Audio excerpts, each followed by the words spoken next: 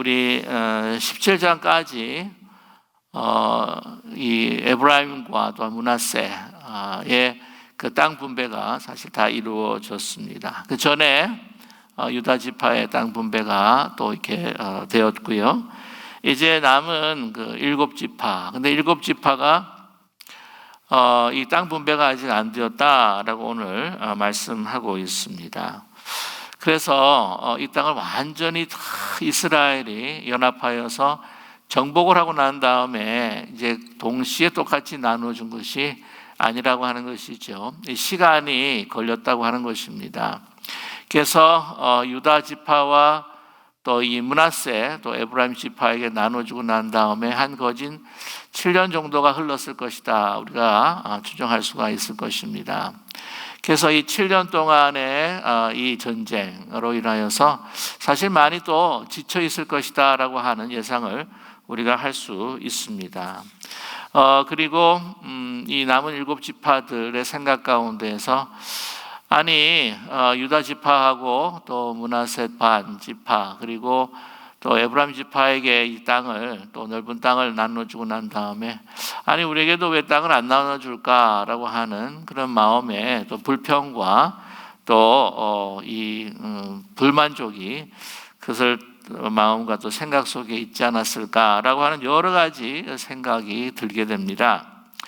그런데 우리 오늘 말씀 1절에 보게 되면은요, 이스라엘 자손의 온 회중이 이제 어디에 모였냐면은 이제 실로에 모였다라고 이렇게 이야기하고 있죠. 그래서 거기에 회막을 세웠다라고 하는데 이 회막은 여러분께서 짐작하듯이 바로 성막입니다. 그 전에 이 성막은 어디에 있었을까? 다름 아니라 바로 길갈에 있었던 것이죠. 길갈이라고 하는 것은 이 5년 동안에 그 이스라엘이 연합하여서 이 남부 지역과 이제 북부 지역을 이제 토벌하면서 많은 성읍들을 이제 무찔렀고 또 함락시켰을 때에 그때의 이 전쟁의 본진이었습니다. 그 본진에 이 성막이 있었던 것이지요.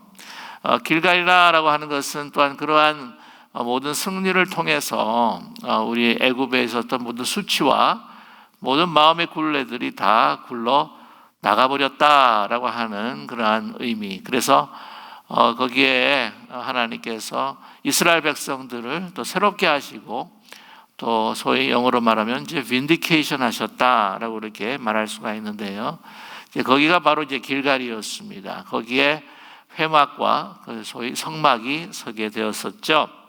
자, 그런데 이제는 그 큰 전쟁들을 마치고 이제 작은 전쟁들, 작은 전투들이 이제 남아 있는 가운데에 어느 정도의 평화가 이루어졌을 때에 이 상황 가운데에 일단 이 지파들 간에 많은 또 화합들이 필요했을 것이다라고 생각됩니다.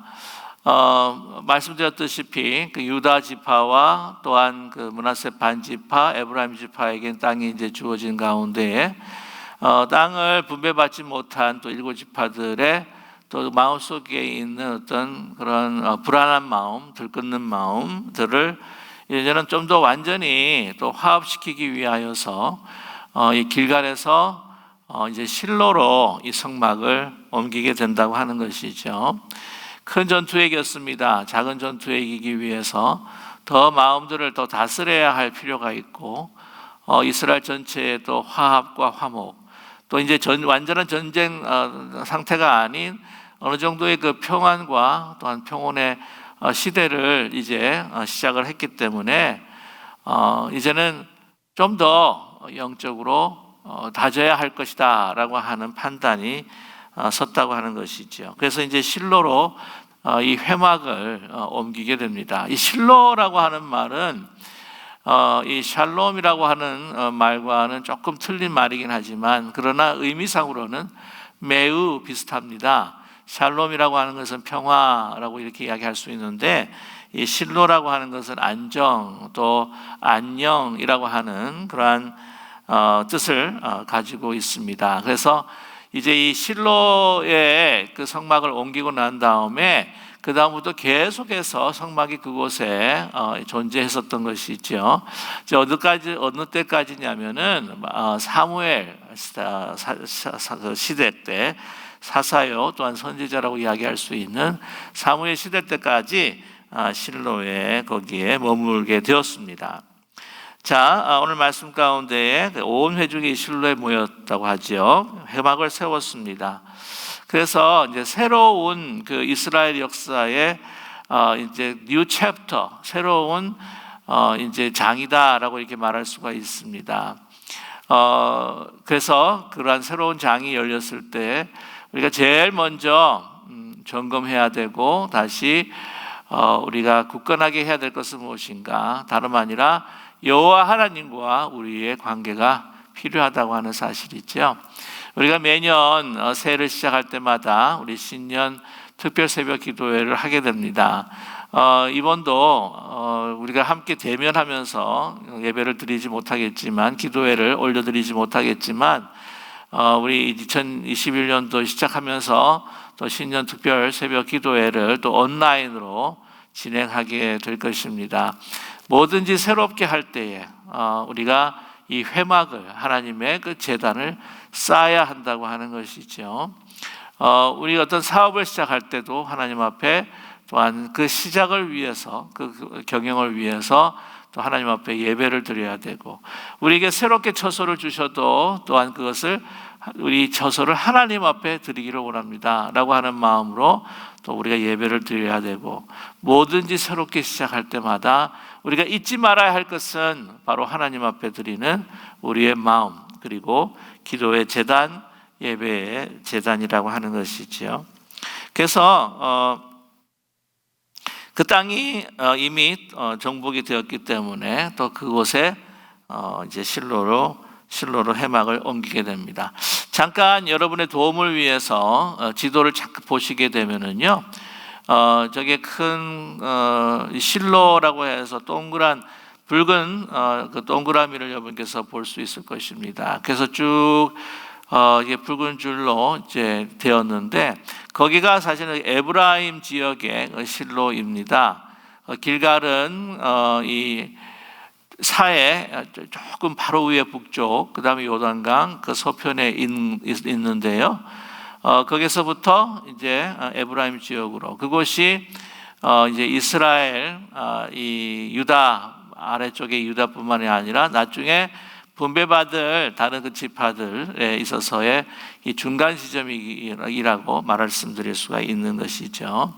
그리고 이 에브라임 같은 경우에, 또 므낫세 반지파 같은 경우에 17장에도 여러분 기억하셨겠지만, 우리에게 왜 한 분기만 주느냐, 한 제비에 우리 분기만 주느냐, 우리가 요셉 조상을 보아도 우리가 큰 일들을 행했는데 어떻게 그럴 수가 있느냐라고 했을 때에 그들로 하여금 이 모든 것들에 만족하고, 또 하나님께서 베풀어 주시는 이 땅 분부의 그 공평성을 인정하여야 할 그러한 이 마음의 그 받아들임이, 수용이 있어야 된다라고 하는 또한 의미를 또 이 부여하고 있지 않는가 하는 생각을 갖게 됩니다. 그래서 이 성전을, 회막을 그곳에 세워둠으로 인하여서 너희들 마음에 이 불만과 불평이 아니라 하나님이 주신 은혜로 가득 차기를 바란다라고 하는 또 의미도 있다고 봅니다.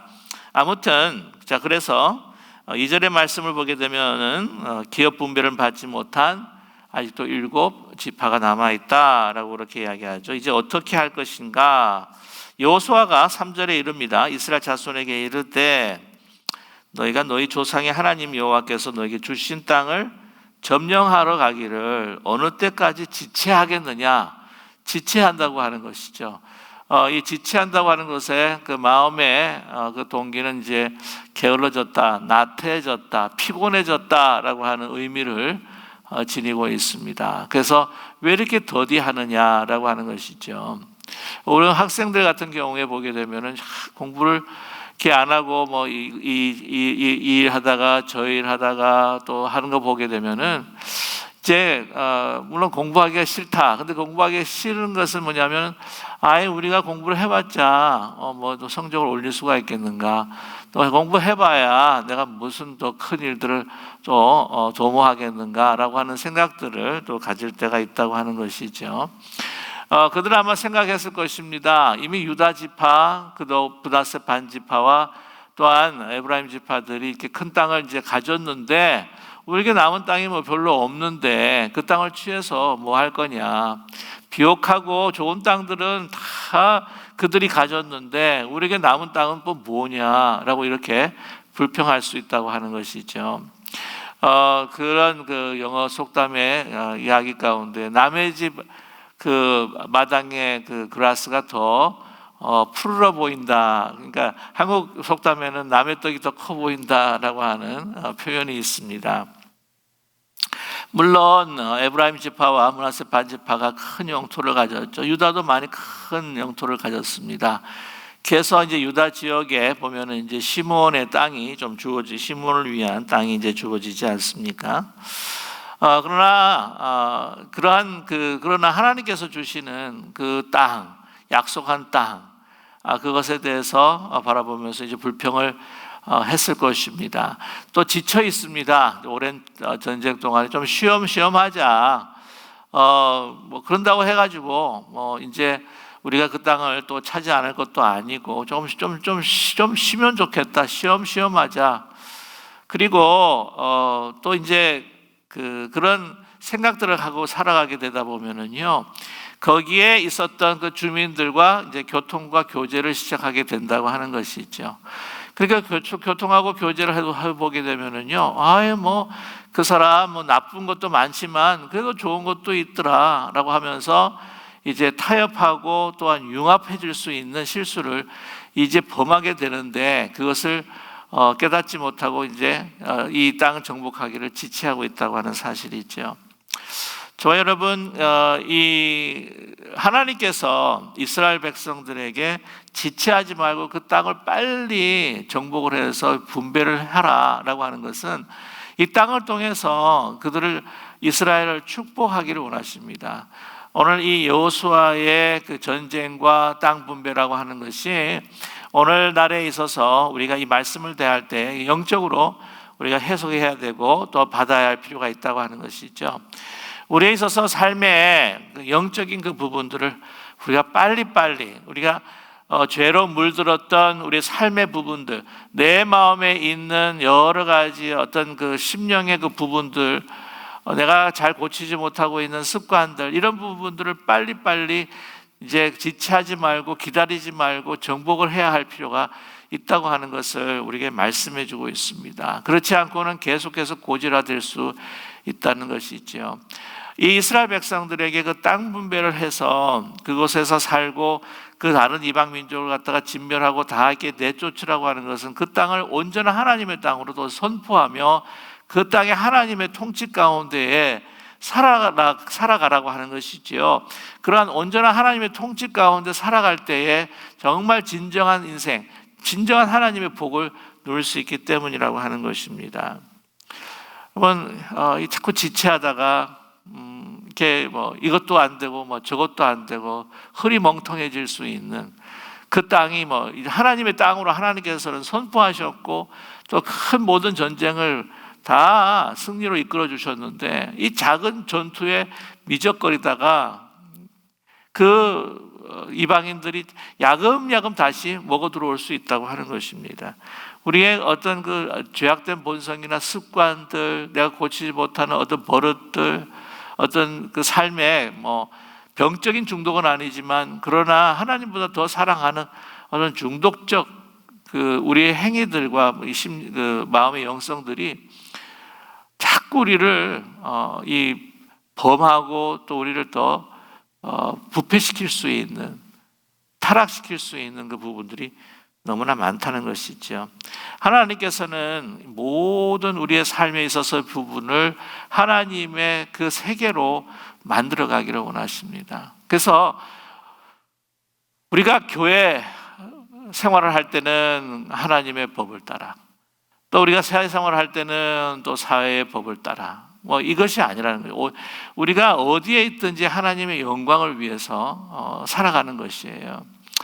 저는 이제 목회를 하면서 교회 성도님들과 함께 만나는 가운데 뭐 어떻게 보면은 직접 어떤 사회와 몸을 부딪히면서 살아가는 사람은 아닙니다. 그런데 직접 기업을 하시고 사업을 하시고 가게를 하시고 하시는 분들이 이 세상과 직접 부딪혀서 살아가실 때 참 얼마나 힘드실까 어려우실까 하는 생각을 갖게 됩니다.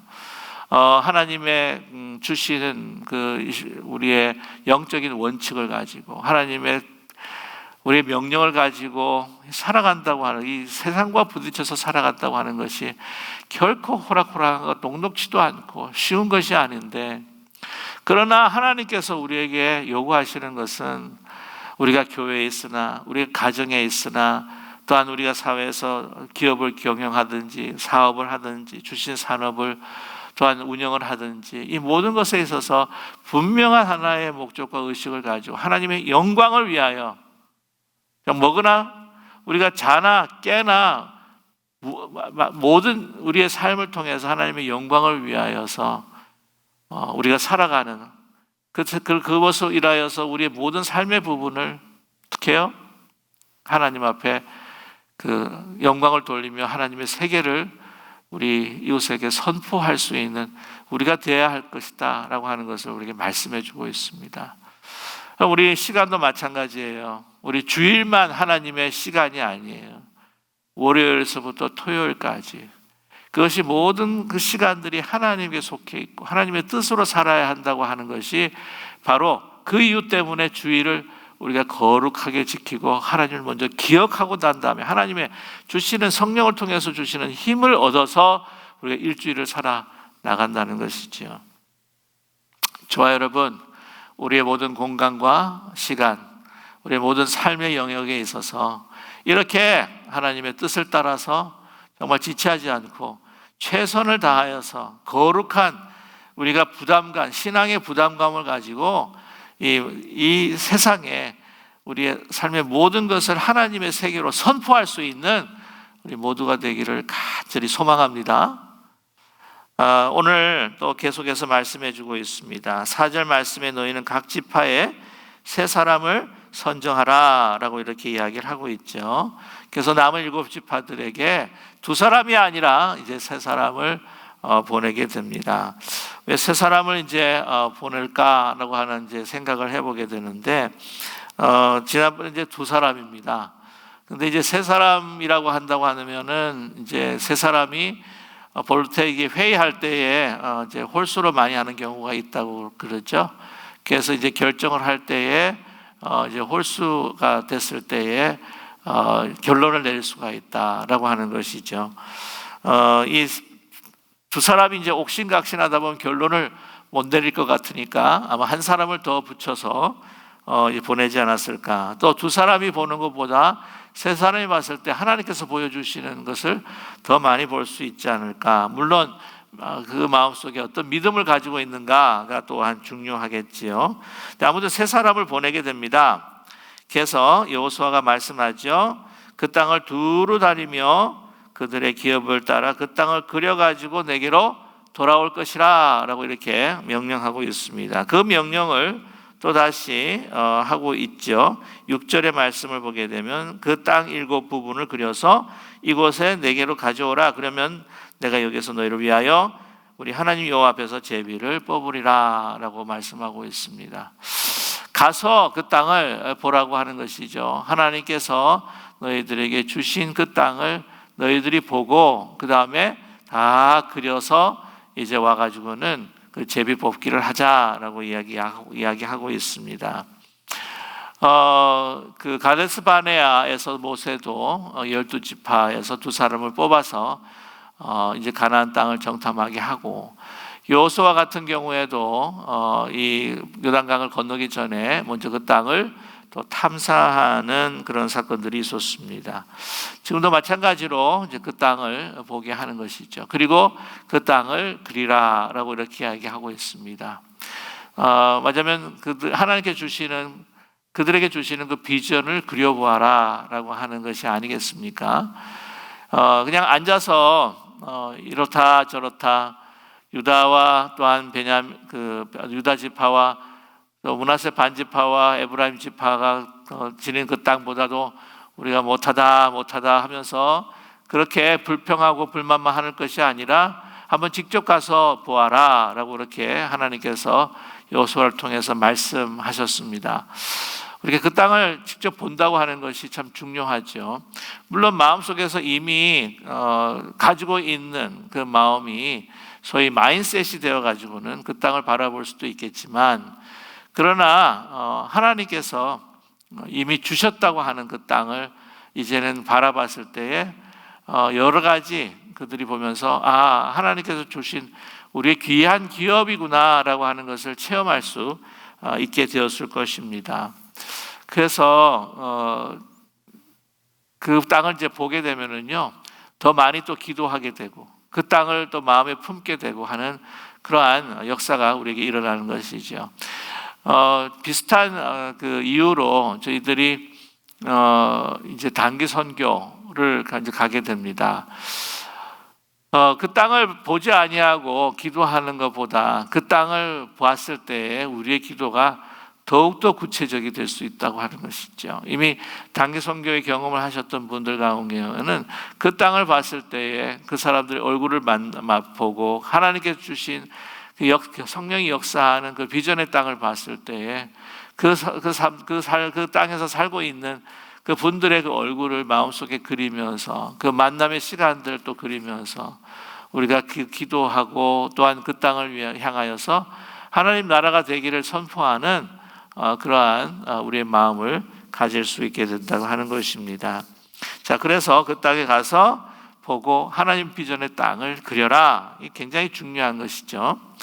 그래서 그 사람들에게 명령해서 보냅니다. 그래서 다 그리고 와요. 그리고 이제 와가지고는 제비를 여호와 앞에서 뽑습니다. 여호와 앞에서 제비를 뽑는다고 하는 것은 이 제비를 뽑는 것을 하나님께서 역사해 주시고 통치해 주시고 하나님께서 이끌어 주시는 결과다라고 하는 그런 분명한 이 의식을 가지도록 하는 것입니다. 그래서 그 앞에서 시시비비 하지 못하도록 하는 것이지요. 자, 이제 11절부터 이제 베냐민 지파들에 대한 땅 분배가 기록되어 있는데요. 오늘 말씀은 그냥 베냐민 한 지파에만 포커스를 두게 됩니다. 11절 말씀에 베냐민 자손 지파를 위하여 그들의 가족대로 제비를 뽑았으니 그 제비 뽑은 땅의 경계는 유다 자손의 요셉 자손의 중간이라 라고 이렇게 말하고 있습니다. 자, 쭉 그 다음부터 지명들이 많이 나오죠. 지명들이 이제 많이 나오는데 그것을 이제 읽으시고 보셔도 잘 좀 이해가 안 되실 것 같습니다. 그래서 이렇게 지도가 참 중요한데요. 제가 지도를 잠시 한번 보시게 되면은요. 네. 저 베냐민 지파가 받은 땅 보게 되면은 북쪽으로는 이제 에브라임 지파의 땅과 경계선을 이루고 있습니다. 그 다음에 남쪽에는 유다 지파가 받은 그 땅과의 경계를 이루고 있고요. 이제 바로 이제 그 서쪽으로 보게 되면은 이제 단 지파와 또 경계를 이루고 있습니다. 보게 되면 그 땅이 굉장히 좀 이렇게 넓지가 않다라고 하는 생각을 갖게 되죠. 이 동서로 이제 보게 되면은 한 그 40km 정도 되고요. 북쪽 서쪽의 길이가 한 24km 정도 그렇게 추정을 하고 있습니다. 정말 큰 땅이 아니에요. 참 작은 땅이라고 이야기할 수 있을 것입니다. 자, 그런데 오늘 이제 말씀의 11절 말씀 하반절에 보게 되면 유다 자손과 요셉 자손의 중간이라라고 이렇게 말씀하고 있는데 이것이 이미 하나님께서 이 모세를 통해서 주신 그 말씀이 이루어지고 있습니다. 자, 신명기 33장 12절을 이제 보시면 신명기 33장 12절의 말씀인데요. 베냐민에 대하여는 일렀을 때 여호와의 사랑을 입은 자는 그 곁에 안전히 살리로다. 여호와께서 그를 날이 마치도록 보호하시고 그를 자기 어깨 사이에 있게 하시리로다 라고 이렇게 말씀하고 있습니다. 그를 자기 어깨 사이로 있게 하시리로다. 여호와의 어깨 사이로 있게 하겠다라고 하는 것은 뭐죠? 여러분, 참 우리 아이가 너무 정말 사랑스럽고 정말 귀하지 않습니까? 우리 자녀들이 어릴 때 보게 되면은 어떻게 하죠? 이게 목마를 태웁니다. 그래가지고는 그 다리를 양 어깨에 걸치게 하고 이렇게 목마를 태우는 모습을 우리는 상상을 할 수가 있죠. 자, 그런데 그 의미도 있고요. 그만큼 사랑한다라고 하는 의미도 있는 반면에 여호와의 이스라엘을 향해서 보게 되면은 여호와에 있어서는 이 양 어깨가 있지 않습니까? 그러니까 오른쪽 어깨 같은 경우에는 유다라고 이렇게 이야기할 수가 있고요. 그 다음에 왼쪽 어깨 같은 경우에는 에브라임과 므낫세 지파라고 이렇게 이야기할 수가 있습니다. 그러니까 양 어깨의 가운데서 있는 거죠. 오늘 이제 말씀 여러분 보시게 되면은 그 베냐민 지파가 유다 지파와 또한 이 에브라임 지파, 그 양 큰 지파의 가운데 있다고 하는 것입니다. 이게 여러분 참 그 베냐민 지파가요 불평할 수도 있어요. 이게 왜 이렇게 땅이 작냐라고 이야기하는데 거기가 사실은 요충지입니다. 특별히 유다 지파와 또한 베냐민 유다 지파와 에브라임 므낫세 지파의 그 중간에 있으면서 두 양 지파의 소위 말하면 그 버퍼링이죠. 완충지대라고 그렇게 이야기할 수가 있어요. 힘을 과시하려고 이렇게 했을 때에 이것을 완충시킬 수 있는 이 하나의 어떤 경쟁 상대로 다투고 또한 싸움을 일으킬 수 있는 그런 여지가 참 많은데 그것을 완충시켜 줄 수 있는 바로 지파가 베냐민 지파라고 하는 것입니다. 이게 왜 그러냐면요, 역사적인 사건이 사실은 있습니다. 기억하시는지 모르겠지만 요셉이 총리가 돼요. 근데 총리가 되는데 이제 그 사실을 모르고 너무나 그 야곱의 그 가족들이 그 기근을 맞이해서 이제 애굽 땅에 이제 죽을 것 같으니까 애굽 땅에 양식이 있다라는 소식을 듣고 이제 야곱이 아들들을 보내지 않습니까? 그래서 베냐민만 내려놓고 그 아들을 이제 보내게 돼요. 보내게 돼서 이 요셉을 만나게 됩니다. 그때 당시 요셉을 모르죠. 그래서 요셉이 그래서 너 첩자지? 우리 첩자가 아닙니다. 그러면서 야곱들의 아들들인데 한 사람은 그냥 없어졌고 이 막내에 있는 그 베냐민은 우리 아버지와 지금 함께 있습니다. 라고 그렇게 이야기하니까 그러면은 그것을 너희들이 꼭 증명을 해야 되니까 베냐민이라고 하는 그 동생도 데리고 와라 그러는 거죠. 그래서 시몬을 붙들어요. 그래서 가가지고는 다시 이제 돌아옵니다. 돌아와 가지고는 이제 만나게 되는데 그래서 이제 양식을 주고 다시 돌려보내는데 아시죠? 그 베냐민의 그 짐에 그 금그릇을 거기다 집어넣어요. 그 요셉이 그렇게 이야기하지 않습니까? 자기가 점치는 약간 이게 거짓으로 이야기를 하는 거죠. 형들이 바뀌었는지 안 바뀌었는지 좀 테스트를 하고 싶어가지고. 그 전에 그래서 베냐민을 이제 너희는 베냐민 놓고 가라. 그랬더니 유다가 그럽니다. 아버지한테 자기가 약속한 게 있다고. 베냐민 대신에 저를 볼모로 삼아 주십시오. 변했구나. 감동을 합니다, 요셉이. 그래서 거기서 펑펑 울어요. 네. 그런 사건이 있습니다. 그러니까 그 베냐민과 에브라임과 므낫세 지파가 바로 요셉 그 지파거든요. 그런데 그래서 이 베냐민에 대해서 좀 역시 좀 그 같은 그 어머니에서 나왔기 때문에 라헬에서 나왔기 때문에 이 요셉이 베냐민을 굉장히 사랑해요. 그런데 이 유다와 그 베냐민의 그 아름다운 그 관계가 거기서 또 형성이 되는 것입니다. 그러니까 이 유다 지파의 그 후손들, 유다 지파도 베냐민 지파를 참 좋아하는 편이고 굉장히 사랑하는 편이고, 그다음 이 베냐민도 특별한 관계가 있고 또 이 유대 지파와 특별한 관계이기 때문에 심정적으로도 굉장히 어떻게 해요? 이 완충지대 역할을 하게 된다고 하는 것이죠. 뿐만 아니라 이 베냐민 지파 같은 경우에는요, 그 땅 가운데에서 굉장히 중요한 지역들을 차지하고 있는 것을 알 수가 있습니다. 자, 보시게 되면은 쭉 이제 경계들을 이야기하면서 거기에 성읍들을 이제 쭉 이야기합니다. 다 합하면 한 24개 정도의 성읍이 되는데, 그리고 그 땅이 되는데, 한번 보세요. 거기가 있는 거 보게 되면은 베델이 있습니다. 베델 22절에 베델이 있고요. 27절에 보면은 어디예요? 예루살렘이 있다고 하는 것이죠. 그래서 이 베델이라고 하는 것, 나중에 남왕국과 북왕국으로 이제 나누어질 때에, 여러분 아시겠지만 여로보암이 이제 예루살렘에 성전이 있기 때문에 그곳으로 자꾸만 사람들이 내려가다 보니까 이 국가의 어떤 그 연합이 잘 이루어지지 않고 위협을 받게 되니까 단과 베델에다가 거기다가 이제 성전을 지어요. 그들 나름대로.